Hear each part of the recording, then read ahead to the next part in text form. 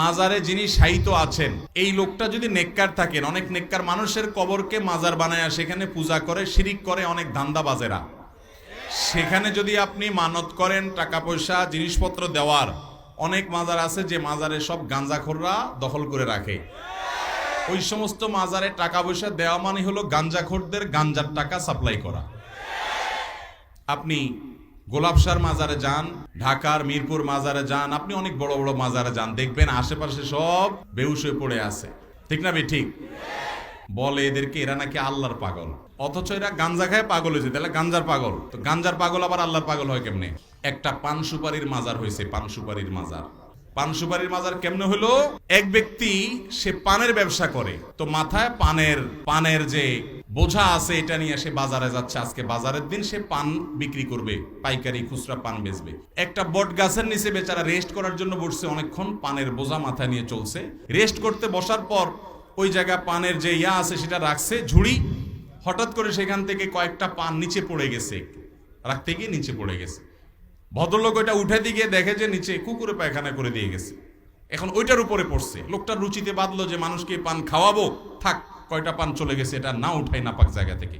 উনি কিছুক্ষণ বসে বসে পানের ঝুড়ি মাথায় নিয়ে চলে গেছে। ওই ময়লার উপরে পান কিন্তু পড়ে আছে। এর কিছুক্ষণ পরে আরেক ব্যবসায়ী আসছে, সেও বাজারে যাচ্ছে, এ হলো সুপারির ব্যবসা করে। সেও তার মাথা থেকে সুপারির ঝুড়ি রেখা, এখানে এইটা বট গাছের নিচে সবাই একটু বসে, ছায়া আছে, রেস্ট করে। উনিও বসছে রেস্ট করার জন্য। রেস্ট করে দেখেছে আরে ব্যাপার কি, এখানে পান কেন? তখন সে চিন্তা করছে, হায় হায়, এই জন্য পান ব্যাপারে এত টাকা পয়সার মালিক হয় দিন দিন। এই জায়গায় পান রেখে গেলে মনে হয় ব্যবসা বরকত টরকত হয়, না হলে পান রেখে গেলে কোনো বেটা স্রেফ এত পরিষ্কার ফ্রেশ পানগুলা রেখে চলে গেছে, কাহিনী কি? নিশ্চয়ই এখানে পান দিলে কোনো ব্যবসা উন্নতি হয়। এই জন্য তো বেটা একটার পর একটা বিল্ডিং বানাইতে আসে। হায় হায় রে, আর আমি ফকির হয়ে যেতেছি। এই জন্য তাড়াতাড়ি করে কিছু সুপারি ওখানে থুইল। সে তো আর পানের নিচেরটা দেখে নেই, সে কিছু সুপারি রেখে চলে গেছে।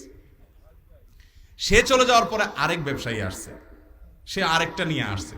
সে দেখে হায় হায়, ফ্রেশ পান, ফ্রেশ সুপারি, তাহলে ব্যবসা বাণিজ্য উন্নতির জন্য এখানে কিছু মনে হয় দিতে হয়। সেও তার ওখান থেকে কিছু দিল।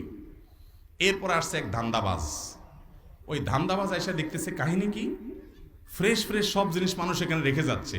সে এবার উল্টাতে উল্টাতে দেখে নিচে কুকুরের পায়খানা।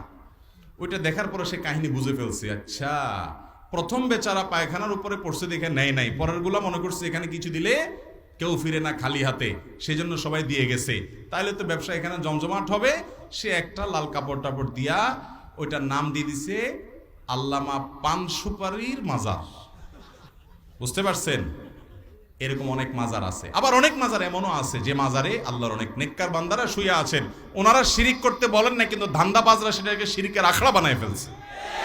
ভাইরা, মানত হবে আল্লাহর নামে, কোন মাজারের নামে মানত হতে পারে। অতএব আপনি যদি মানত করতে হয়, আল্লাহ অমুক কাজটা হলে আমি আপনারে খুশি করার জন্য 100 টাকা দান করবো, এটা গরিবকে দান করবেন, গরিবকে দান করার জন্য মানত করবেন। কথা বুঝতে পারছেন? কোন মাজারে মানত করা যাবে, এটা শিরকপূর্ণ কাজ। আল্লাহ আমাদেরকে বেঁচে থাকার তৌফিক দান। মাজারে যিনি শায়িত আছেন, অনেক নেককার মানুষের কবরকে মানুষ মাজার বানায়া পূজা করে। তিনি যদি নেককার হন, আল্লাহর খাঁটি বান্দা হন, আল্লাহর ওলি হন, বুজুর্গ আব্দে সালেহ হন, তাহলে এই লোকটা তো দুনিয়া থেকে চলে গেছে। আপনি এখানে মানত করে টাকা পয়সা, মোমবাতি, জিনিসপত্র যা দিবেন, ওইগুলো দিলে কি ওই কবরে যিনি শায়িত আছে তিনি হয়তো ভালো মানুষ ছিলেন, এগুলো দিলে কি ওনার কোনো উপকারে আসবে? ওনার কাছে যাবে? এগুলো যাবে কাদের কাছে? গাঞ্জাখোরদের কাছে, ধান্দাবাজদের কাছে, ব্যবসায়ীদের কাছে। ঠিক না বে ঠিক? অতএব এই সমস্ত ব্যবসার সুযোগ দেওয়া যাবে। আল্লাহর নেককার বান্দাদের কবরে যাবেন, কবরে জিয়ারত করবেন, সালাম পেশ করবেন, তাদের মতো জীবন গড়বেন, এটা হলো মূল কাজ। ওই কবর থেকে কিছু পাওয়ারও আশা নাই, ওখানে মানত করারও সুযোগ।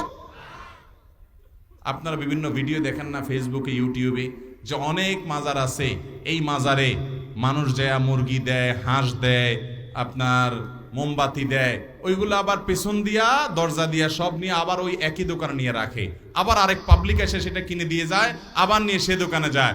এভাবে জায়গার জিনিস জায়গায় যায়, টাকা মাঝখান তারা পেতে থাকে, আর আমরা বেকুবের মতো মানত করতে থাকি। আছে না না এগুলা? আল্লাহ তাআলা আমাদেরকে এই সমস্ত শিরক থেকে বেঁচে থাকার তৌফিক দান করুন। সবার চেষ্টা করবো তো ইনশাআল্লাহ।